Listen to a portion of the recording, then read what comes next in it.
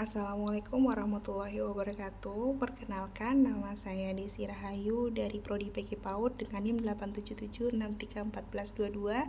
Tugas 1 mata kuliah Pancasila. Sejarah awal kemerdekaan dimulai dari berita kekalahan Jepang kepada sekutu. Golongan muda menculik Soekarno beserta Hatta, Krengas, Dengklok serta mendesak proklamasi. Naskah proklamasi kemudian disusun di kediaman Laksamana Maeda pada 17 Agustus 1945 dan Soekarno membacakan naskah proklamasi di kediamannya. Sebelumnya, Jepang pada 29 April 1945 membentuk BPUPKI untuk menyelidiki dan mempersiapkan kemerdekaan Indonesia.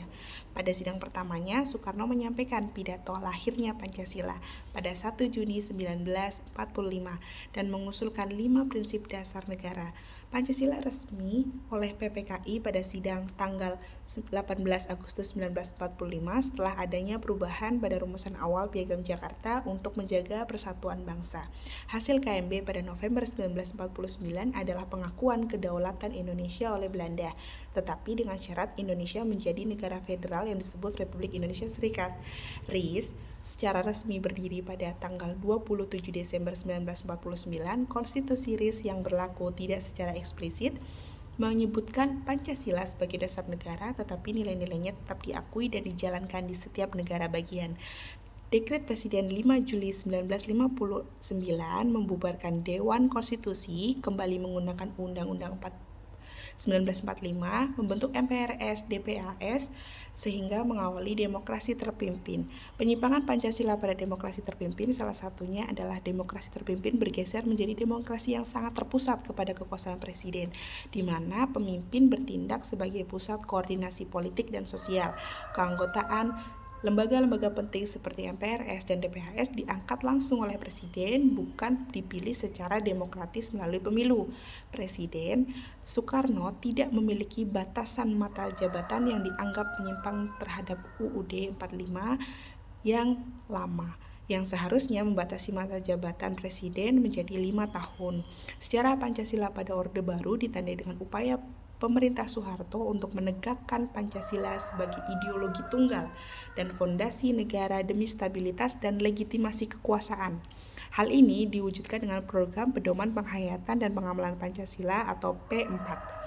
Pembatasan partai politik hanya menjadi 3 serta indoktrinisasi Pancasila melalui berbagai cara.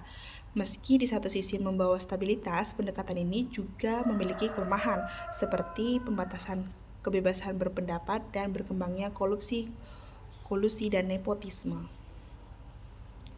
Soeharto mengundurkan diri pada 21 Mei 1998 dan mengakhiri 32 tahun pemerintahannya dan memulai era reformasi di bawah kepemimpinan B.J. Habibie.